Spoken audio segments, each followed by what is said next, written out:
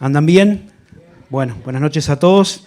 Damos la bienvenida si alguno llegó ahora en esta última parte de la reunión y también saludamos a los que están siguiendo la transmisión a través del canal de Resplandor. Les voy a mostrar una cosa en la pantalla y voy a preguntar qué ven. Una hoja blanca con punto negro. Ahí está, un punto negro, una pantalla blanca con un punto negro, un cuadrado negro, son algunos más geométricos. Una mosca, bueno, imaginación. Pero bueno, en Minecraft puede ser una mosca, ¿no? Ustedes que son muy chiquita, muy bien, ¿no? Pero bueno, si no, uno no se va tanto por las ramas de la imaginación, lo que hay ahí es un punto negro, ¿no? Y a veces uno dice, ¿por qué todos miramos más el punto negro que toda la pantalla blanca, ¿no? Y bueno, capaz que puede ser una aplicación para otro mensaje, pero la realidad es que lo que hay ahí es un punto negro. Y que las pequeñas manchas, ¿no?, se ven mucho más cuando están rodeadas de un contexto de pureza que cuando están en otra situación. Como dice el dicho, nadie nota una mancha más en el tigre, ¿no? Pero una mosca en la leche se nota y se nota mucho, ¿no? Y hoy vamos a hablar acerca de las moscas. Disculpen si es un poco escatológico, pero el título de la charla de hoy es Moscas muertas. Moscas muertas. Y capaz que alguno que conoce la Escritura puede estar pensando en el versículo que le da título a esta reflexión. Son palabras de Salomón que están en el libro de Eclesiastés. Y vamos a leer ese pasaje para hacer la introducción, pero me quiero enfocar en otro texto. Eclesiastés 10.1 dice: las moscas muertas hacen heder y dar mal olor al perfume del perfumista. Así una pequeña locura al que es estimado como sabio y honorable. En la otra está el texto ahí, ¿no? Las moscas muertas hacen heder y dar mal olor al perfume del perfumista. Así una pequeña locura al que es estimado como sabio y honorable.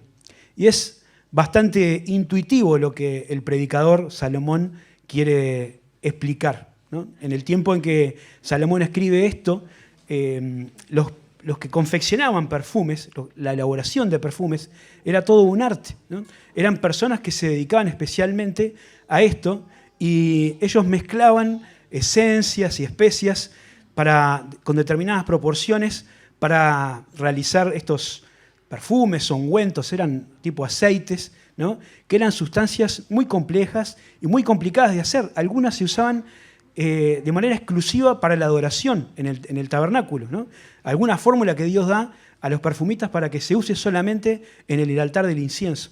Otras eran vendidas, pero eran sumamente caras, ¿no?, y se usaban únicamente en ocasiones muy especiales. ¿Se acuerdan que cuando María rompió un frasco de perfume a los pies del Señor Jesús, se dice, de nardo puro, se dice que el precio de ese perfume era el equivalente al salario de un año de trabajo para un trabajador? O sea, algo muy importante. Pero, dice Salomón, si un pequeño insecto, una mosca, ¿no?, inofensiva, pero desagradable, se cae ahí en el lugar donde están macerando las especias y el perfumista no se da cuenta, toda la mezcla se echa a perder. Y tiene que ser desechada porque no cumple el propósito para el cual se iba a utilizar. Y Salomón la aplica para que nosotros no tengamos que pensar demasiado. Dice, así es una pequeña locura en la vida de alguien que tiene una buena reputación. Y la pregunta es, ¿qué es una pequeña locura y por qué tiene ese efecto tan devastador en el testimonio o en la reputación de una persona? Y me parece que tiene que ver con algunas actitudes, con algunas reacciones, con algunos pecados en nuestra vida que capaz que no están en el top 5 de los pecados más escandalosos o más aberrantes, pero que de todas maneras van minando nuestro testimonio, van arruinando nuestra conducta y nos impiden ser o alcanzar el potencial de lo que Dios pensó para nosotros, ¿no? La Biblia dice que Dios quiere que todos los hombres, los seres humanos, sean salvos y vengan al conocimiento de la verdad, ¿no? El propósito de Dios es que cada persona que nace en este mundo pueda tener un encuentro con el Señor Jesucristo. Y para eso, como estuvimos pensando en la reunión anterior y también durante el tiempo de alabanza, el Señor Jesús entregó a su Hijo unigénito, ¿no? Jesucristo era Dios hecho hombre, nació en este mundo para terminar su vida en la cruz. Y Él, dice la Escritura, fue el que cargó sobre sí el pecado de todos nosotros. El Señor Jesús murió para que nosotros, si nos arrepentimos y creemos en sus sacrificios, podamos encontrar el perdón de nuestros pecados y la vida eterna. Los que creen en Jesucristo como Salvador están libres de la condenación eterna. Dice la Escritura, no hay condenación para los que están en Cristo Jesús, ¿no? Recibimos la justicia de Cristo y la vida eterna, ¿no? Alcanzamos la relación, la paz con Dios por medio de la fe en Jesucristo. Pero Dios quiere que nuestra vida a partir de ese momento empiece a cambiar, ¿no? Que nuestra pasada de manera de vivir llena de una forma que desagrada a Dios, yendo en contra de lo que es su voluntad, quede atrás y nosotros empecemos a parecernos a Jesús, ¿no? Después de que nosotros nos convertimos, que nos salvamos, Dios quiere que Cristo sea formado en nosotros, dice la Escritura. Que nuestra forma de pensar, de actuar, de hablar, sea semejante a la del Señor Jesucristo. Este es el propósito de Dios para la vida de todos los creyentes. Que nos comportemos de manera diferente a las personas que no conocen a Dios, ¿no? Y que cada vez más nuestra vida se identifique con la vida del Señor Jesucristo. Este es un proceso que Dios hace en nuestra vida, ¿no?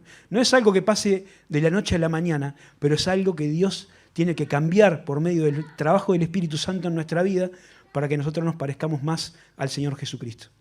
Y vamos a ver un poquito eso. Les invito a leer un pasaje que está en Colosenses, capítulo 3, ¿no? Porque este texto nos habla un poco del proceso de la santificación, que llama la Biblia, ¿no? Es el proceso de parecernos más a Jesucristo, de ir quitando de nuestra vida las cosas que Dios no quiere para incorporar otras conductas que son como las del Señor. Y dice ese texto que está ahí en Colosenses, capítulo 3, versículo 5, «Haced morir, pues, lo terrenal en vosotros, fornicación, impureza, pasiones desordenadas, malos deseos y avaricia, que es idolatría, cosas por las cuales la ira de Dios viene sobre los hijos de desobediencia, en las cuales vosotros también anduvisteis en otro tiempo, cuando vivíais en ellas. Pero ahora dejad también vosotros todas estas cosas: ira, enojo, malicia, blasfemia, palabras deshonestas de nuestra boca. No os mintáis los unos a los otros, habiéndoos despojado del viejo hombre con sus hechos y revestidos del nuevo, el cual, conforme a la imagen del que lo creó, se va renovando hasta el conocimiento pleno, donde no hay griego ni judío, circuncisión ni incircuncisión, bárbaro ni escita, siervo ni libre, sino que Cristo es el todo y en todos». Leímos todo el pasaje para tener un contexto, pero yo me voy a referir a 2 versículos nomás. En este pasaje de Colosenses capítulo 3, Pablo está hablando justamente acerca de lo que implica la transformación de la vida de aquel que cree en Jesús como Salvador personal. Cuando arranca el capítulo dice que aquellos que habían creído en Jesucristo, ¿no? Y por lo tanto habían recibido la nueva vida de Dios, ahora tenían que encarar la vida cotidiana, la vida acá en la tierra, de una manera diferente. Nuestra posición delante de Dios ya cambió, porque somos santos y sin mancha delante de Él. Somos aceptos en el amado, dice Pablo en el capítulo 1 de Efesios. Ya somos santos delante de Dios, pero ahora esa santidad que Dios nos transfiere por la fe en Jesucristo tiene que hacerse experiencia cotidiana en la vida de cada uno de nosotros. No puede ser solamente una declaración verbal, no puede ser un pegotín que ponemos en el texto o en el auto, sino que nuestra fe tiene que ser algo experimental, algo que se pueda ver. Porque dice Santiago en su carta que la fe sin obras es muerta en realidad, ¿no? La verdadera fe se tiene que mostrar a través de la vida práctica. Y Jesucristo nos dejó ejemplo también para que sigamos sus pisadas. Por lo tanto, en eso es lo que tenemos que cambiar.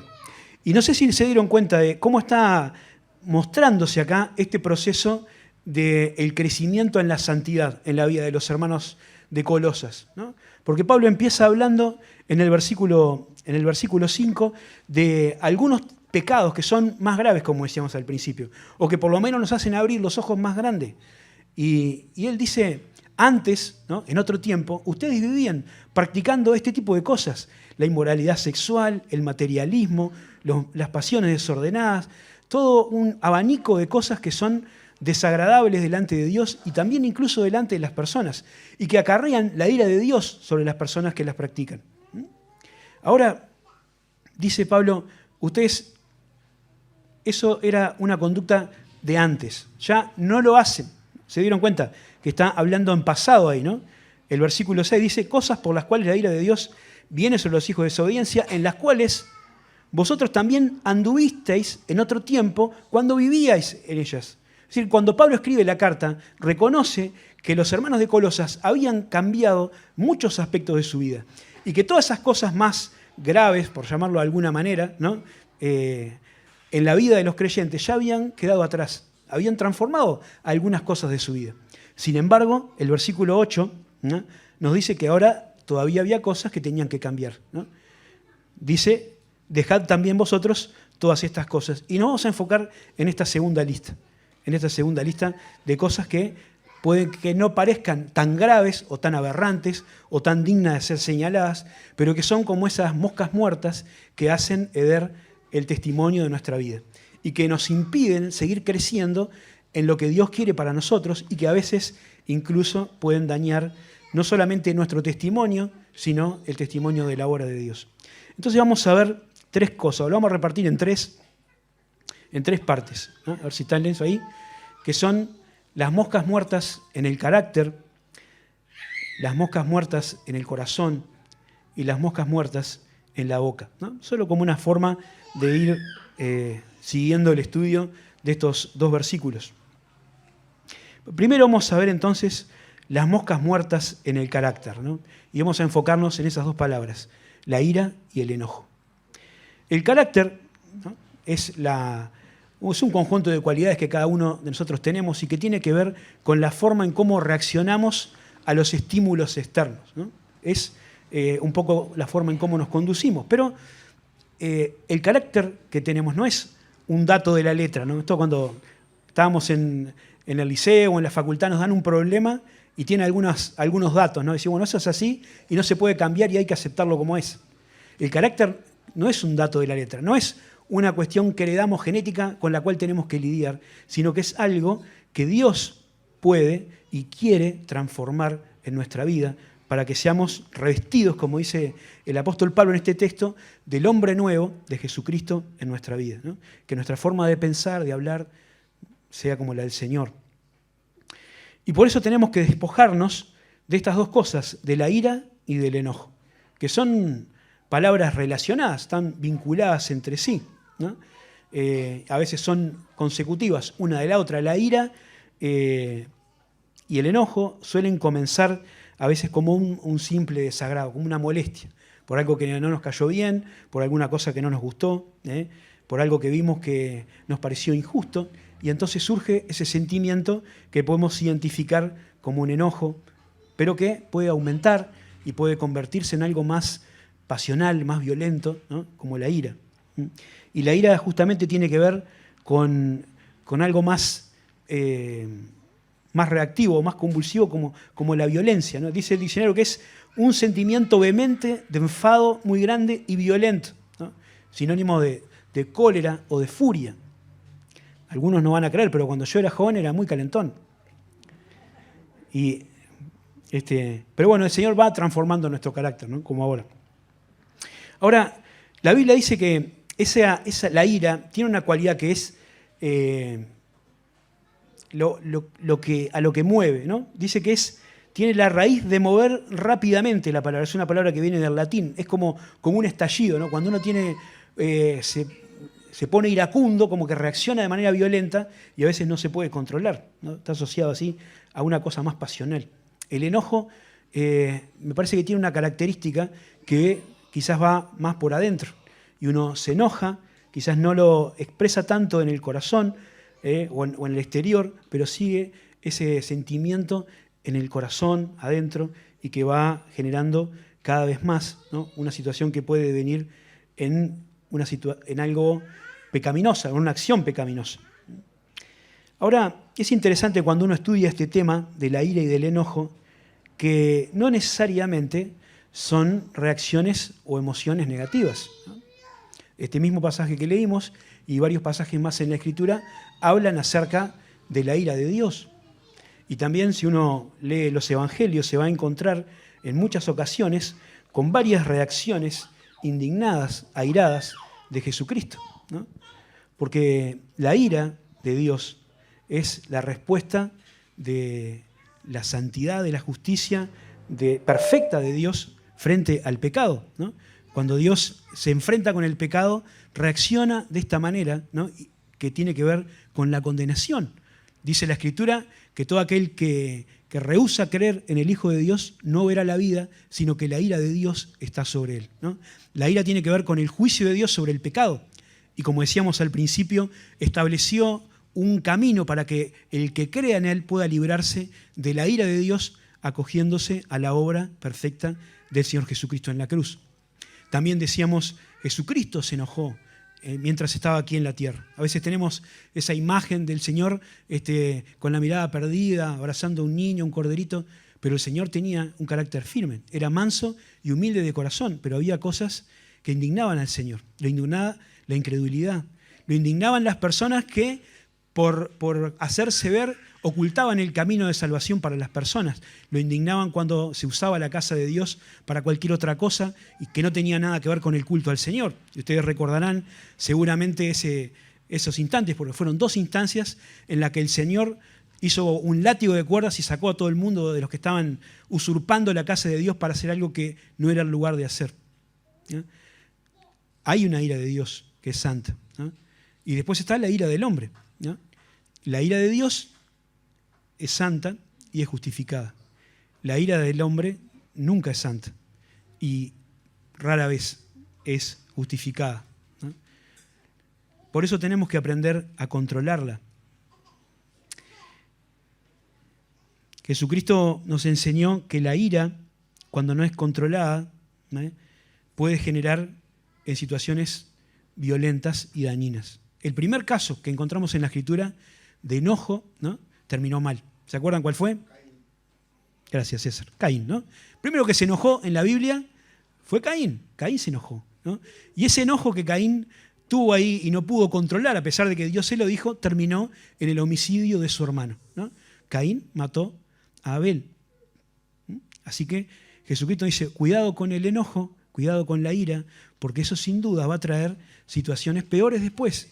Quizás no lleguen a un homicidio físico, como en el caso de estos hermanos, pero puede haber situaciones que son comparables. Y en el Sermón del Monte Jesucristo decía que el que se enoja contra su hermano, que el que lo insulta, que el que le falta el respeto, también es culpable de homicidio, ¿no? Lo dice así el Señor. Yo les digo, cualquiera que se enoje contra su hermano será culpable de juicio, y cualquiera que diga necio a su hermano será culpable ante el concilio, y cualquiera que le diga fatuo, que creo que es cabeza hueca, quedará expuesto al infierno de fuego, ¿no? La ira del hombre, dice Santiago, no obra la justicia de Dios. Puede haber un enojo bueno, puede haber una ira justificada, sí, ¿no? En realidad puede haberla. Cuando nos indignamos por situaciones que pasan, por cosas que se hacen mal, porque se ofende a Dios, se ofende su palabra. Pero en todos los casos tenemos que tener cuidado de cómo enfrentamos esta emoción en nuestro corazón. En Efesios capítulo 4, versículo 16 dice Pablo, airaos, pero no pequéis. No se ponga el sol sobre vuestro enojo, ni deis lugar al diablo. La Biblia no nos pide el imposible de no reaccionar con enojo, porque eso quizás va más allá de nuestras posibilidades. No estoy capacitado para decirlo, pero lo cierto es que no dice, miren, está mal que se enojen, no dice eso. Dice que si nos enojamos, tengamos la precaución de encontrar rápidamente una solución para el problema. Porque si no lo hacemos, si no cuidamos el enojo, ¿no?, entonces estamos abriendo una puerta para el enemigo de nuestras almas, ¿no?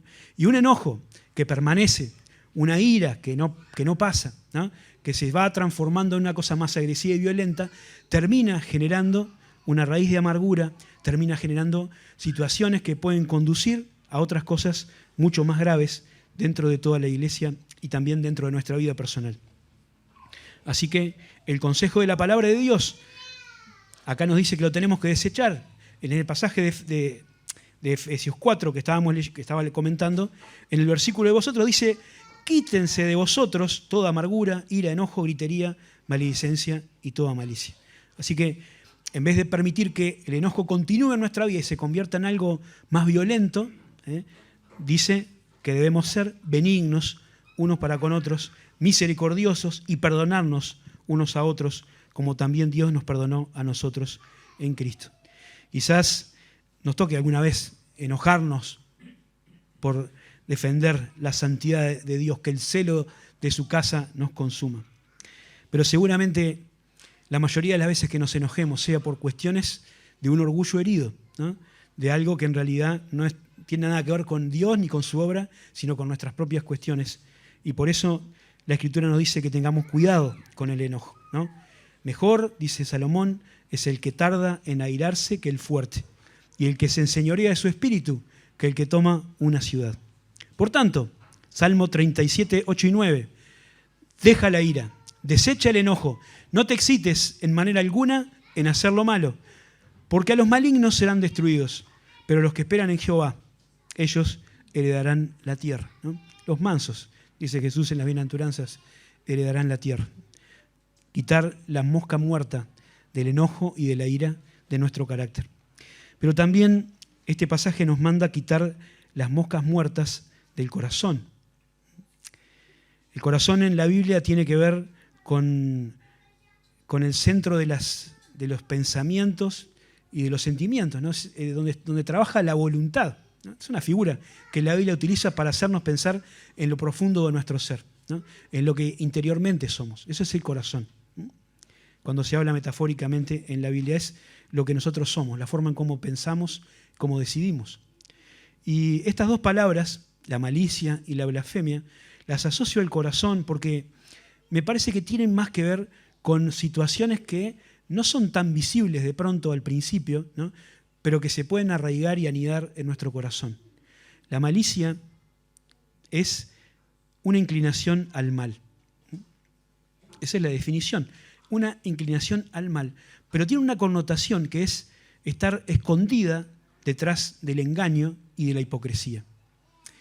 Si ustedes recuerdan, en el Nuevo Testamento, durante el ministerio del Señor Jesucristo, muchas veces los fariseos, los maestros de la ley, los escribas y algunos otros personajes se acercaban al Señor para preguntarle algunas cosas, y lo hacían con una apariencia de curiosidad, incluso de adulación. ¿Sabes, maestro? Sabemos que has venido de Dios, que eres una persona muy importante, ¿no? Y tenían toda esa fachada que parecía amistosa, pero en realidad ellos estaban tramando mal contra él y querían atraparlo en alguna palabra para poder acusarlo, para poder matarlo.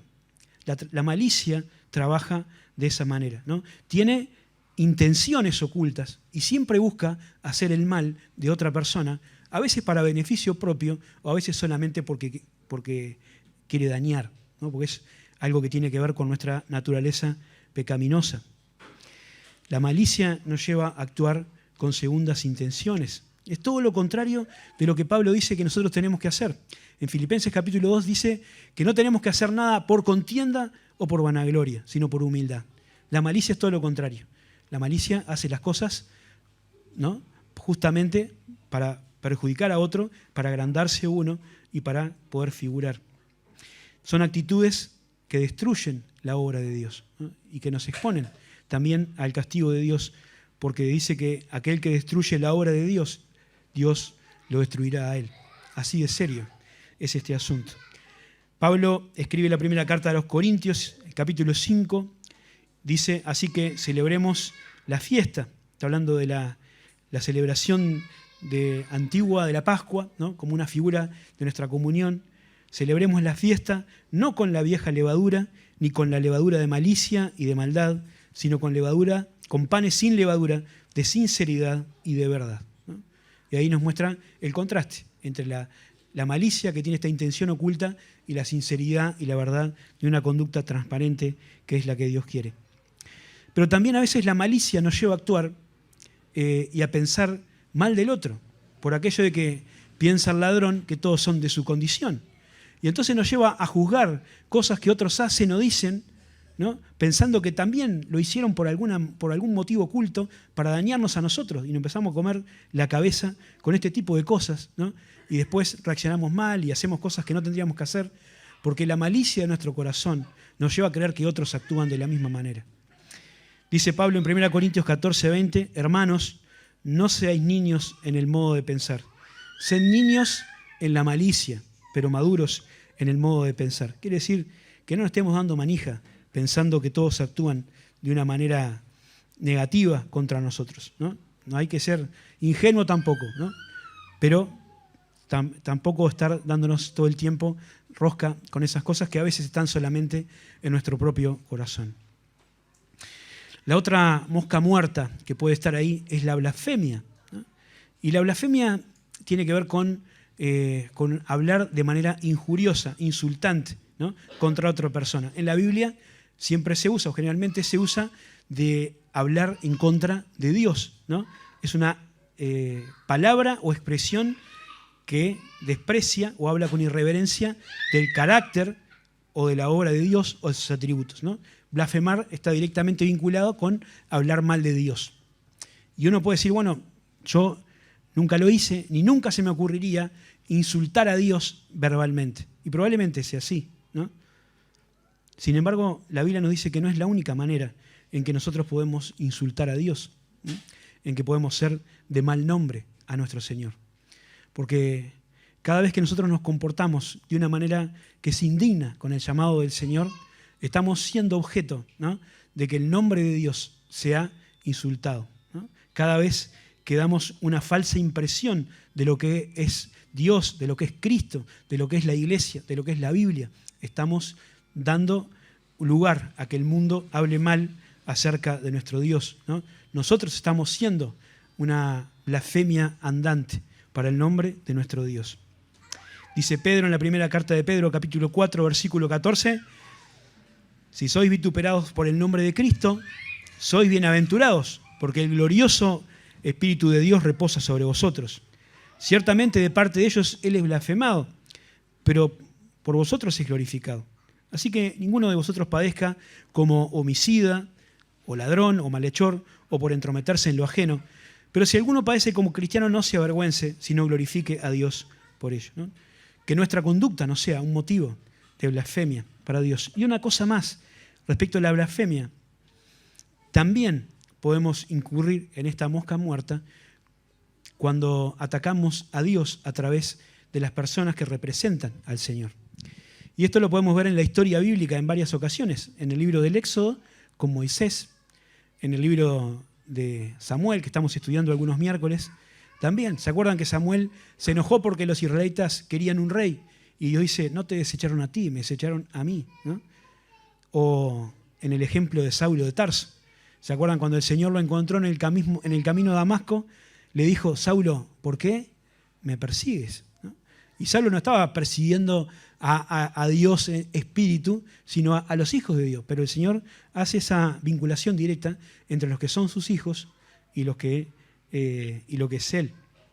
Así que tengamos cuidado cuando hablamos de otros hermanos, ¿no? Cuando hablamos de personas que están puestas por Dios para liderar algún ministerio o la congregación, porque esa difamación que hacemos no solamente daña a las personas a las cuales va dirigido, sino también puede dañarnos a nosotros y puede dañar la obra de Dios. Dice Santiago, además, que hacer eso, ¿no? Hablar bien de Dios, alabar a Dios cuando estamos cantando, cuando estamos orando, y hablar mal de un hermano es una incoherencia que no tiene sentido. Dice Santiago, de una misma boca proceden bendición y maldición. Hermanos míos, esto no debe ser así. ¿Acaso alguna fuente hecha por la misma abertura, agua dulce y amarga? Hermanos míos, ¿puede acaso una higuera producir aceitunas o la vid higos? Así también ninguna fuente puede dar agua salada y agua dulce, ¿no? Tiene que ser coherente, ¿no? Quitar las moscas muertas de la malicia y la blasfemia, ¿no? Que están en nuestro corazón, que a veces no son tan visibles, pero van determinando algunas de nuestras acciones. Es imprescindible para seguir este proceso de santificación, y para poder hacerlo necesitamos que la palabra de Dios opere en nuestra vida. Jesucristo decía que lo que nos limpia a nosotros, lo que limpia nuestro corazón, es la Escritura, ¿no? ¿Se acuerdan lo que decía Jesús? Santifícalos en tu verdad. Tu palabra es verdad. O lo que decía David, ¿con qué limpiará el joven su camino? Con guardar tu palabra. Es la Biblia, es la palabra de Dios la que limpia nuestra mente, la que la renueva, como cantábamos en uno de los coros que Mario eligió, ¿no? La que la resetea. Y dice Pablo en Romanos capítulo 12 que cambie nuestra manera de pensar, para que cambie nuestra manera de vivir. La renovación de nuestro entendimiento, dice la versión 60. Pero esa es la idea. Si nosotros cambiamos la forma en cómo pensamos y pensamos como Dios, entonces, sin duda, vamos a actuar también como el Señor, que es el propósito de Dios. Dice el versículo 2 de 1 Pedro 2, versículo 1 y 2, dice, desechando pues toda malicia, todo engaño, hipocresía, envidia y todas las detracciones, desead como niños recién nacidos la leche espiritual no adulterada, para que por ella crezcáis para salvación. Así que Dios quiere quitar las moscas muertas de nuestro carácter para que no reaccionemos con ira y con enojo. Quiere quitar las moscas muertas de nuestro corazón, ¿no? Para que nuestros pensamientos no se enfoquen en la malicia y en la blasfemia, sino en todo lo puro, todo lo honesto, todo lo que es de buen nombre, ¿no? En las virtudes, en lo que es digno de alabanza, como dice Pablo en Filipenses 4. Pero también Dios quiere quitar las moscas muertas de nuestros labios. Y esto puede parecer una cuestión de segundo orden o de tercer orden si lo comparamos con los otros pecados que estábamos hablando, ¿no? Si lo comparamos con la inmoralidad sexual o lo comparamos con el homicidio, con esas cosas, con la blasfemia, parece, bueno, las palabras, la forma de hablar está como en una cuestión inferior, no es tan importante. Sin embargo, la Escritura nos muestra que la forma de hablar dice mucho acerca de nosotros. Que la lengua, cuando es usada de manera inadecuada, puede ser un arma de destrucción masiva. Cuán grande bosque enciende un pequeño fuego, dice Santiago. Y en Proverbios 12:18 dice, hay hombres cuyas palabras son como golpes de espada, mas la lengua de los sabios es medicina. Y Pablo menciona acá dos tipos de cosas, ¿no? Por un lado, las palabras deshonestas, que es una forma de referirse a una manera de hablar vergonzosa, a un lenguaje lleno de malas palabras, de obscenidades, de cosas indecentes o moralmente corrompidas. Es una forma de hablar que debemos evitar.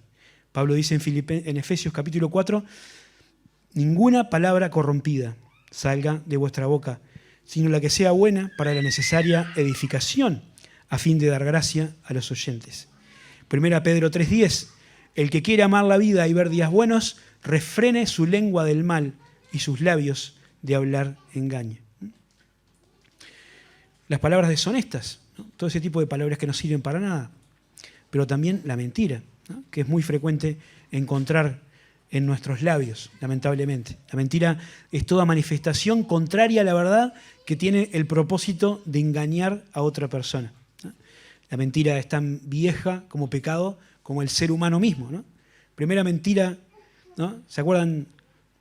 Tuve miedo y me escondí, dijo Adán, ¿no?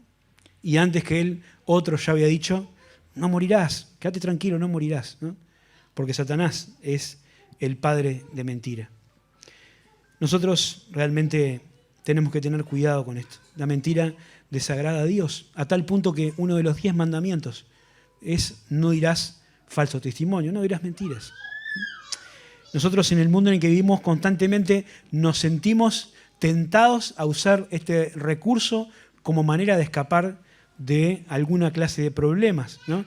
A veces decimos cosas que son directamente falsas, a veces camuflamos la verdad, a veces hablamos exageradamente, otras tomamos poses o actitudes que no son, o para dar una impresión falsa, son todas formas de engañar a otros.